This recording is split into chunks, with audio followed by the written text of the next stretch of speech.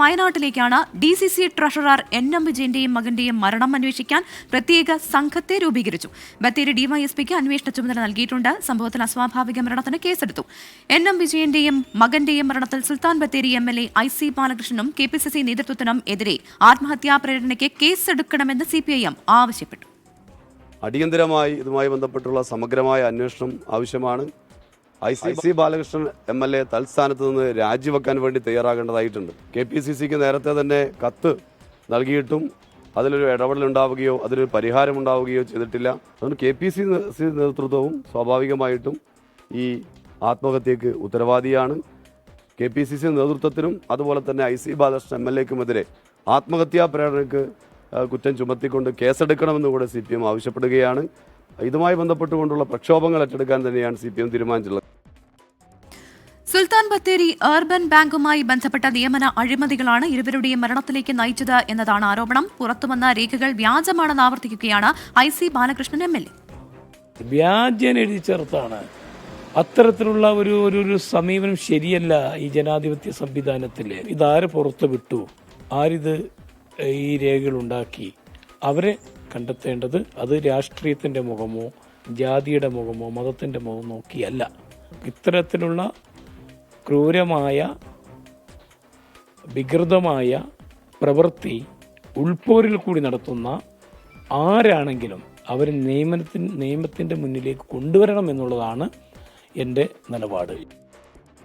അഭിജിത്ത് മുഴക്കുന്ന് ചേരുന്നുണ്ട് വയനാട്ടിൽ നിന്ന് കൂടുതൽ വിശദാംശങ്ങളുമായി. അഭിജിത്ത്, വലിയ വിവാദമാവുകയാണ് DCC ട്രഷററുടെയും മകന്റെയും മരണം. അപ്പോൾ ഈ ഒരു സാഹചര്യത്തിൽ ഇപ്പോൾ പ്രത്യേക സംഘം എന്തൊക്കെ കാര്യങ്ങളായിരിക്കും അന്വേഷിക്കുക? ഒപ്പം തന്നെ IC ബാലകൃഷ്ണൻ CPM ഉന്നയിച്ച ആരോപണങ്ങളെല്ലാം തള്ളുന്നുണ്ടല്ലോ. അദ്ദേഹം പറയുന്നത് എന്തൊക്കെയാണ്? അദ്ദേഹത്തിന്റെ വിശദീകരണം എന്തൊക്കെയാണ്?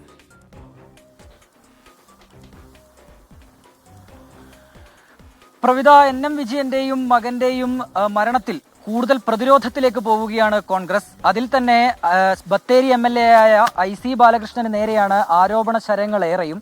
കഴിഞ്ഞ ദിവസം 2 രേഖകളാണ് പുറത്തു വന്നത്. അതിലൊന്ന് ഈ സുൽത്താൻ ബത്തേരി അർബൻ ബാങ്കിൽ ജോലി നൽകുന്നതുമായി ബന്ധപ്പെട്ടുണ്ടാക്കിയ ഒരു ഉടമ്പടി രേഖയാണ്.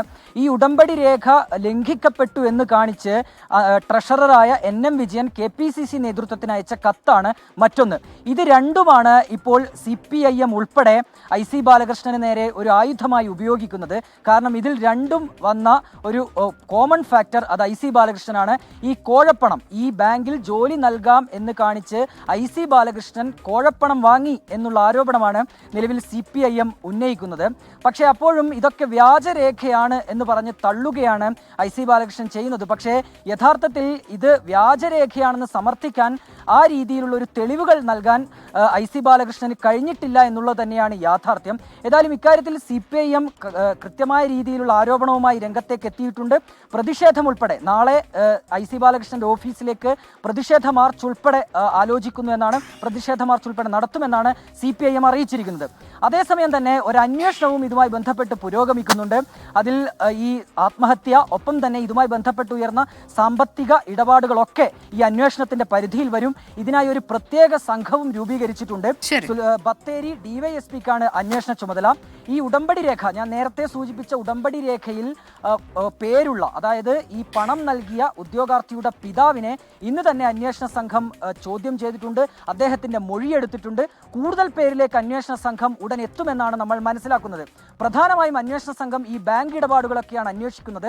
ഈ ഉടമ്പടി രേഖയിൽ പറഞ്ഞത് പ്രകാരമുള്ള പണക്കൈമാറ്റം ഏതൊക്കെ രീതിയിൽ നടന്നിട്ടുണ്ട്, ഏതൊക്കെ ബാങ്ക് ഇടപാടുകളിലേക്ക് പണം എത്തിയിട്ടുണ്ട് എന്നതടക്കമുള്ള കാര്യങ്ങളിൽ വ്യക്തമായ അന്വേഷണം ഉണ്ടാകും. ഒപ്പം തന്നെ ഈ ആത്മഹത്യ, അതുമായി ബന്ധപ്പെട്ട കാര്യങ്ങളും. ശരി, അഭിജിത്ത് മുഴക്കുന്നാണ് വിശദമായ വിവരങ്ങൾ നൽകിയത്. വയനാട് DCC ട്രഷറർ NM വിജയന്റെയും മകന്റെയും മരണം അന്വേഷിക്കാൻ പ്രത്യേക അന്വേഷണ സംഘത്തെ രൂപീകരിച്ചിട്ടുണ്ട്. ഒപ്പം തന്നെ വലിയ വിവാദമാണ് ഇതുമായി ബന്ധപ്പെട്ട വയനാട്ടിൽ ഉയർന്നത്. എന്തായാലും CPMന്റെ ആരോപണങ്ങളെല്ലാം തള്ളുകയാണ് IC ബാലകൃഷ്ണൻ MLA. ശക്തമായ അന്വേഷണം നടക്കട്ടെ എന്നുള്ളത് തന്നെയാണ് അദ്ദേഹത്തിന്റെയും ആവശ്യം.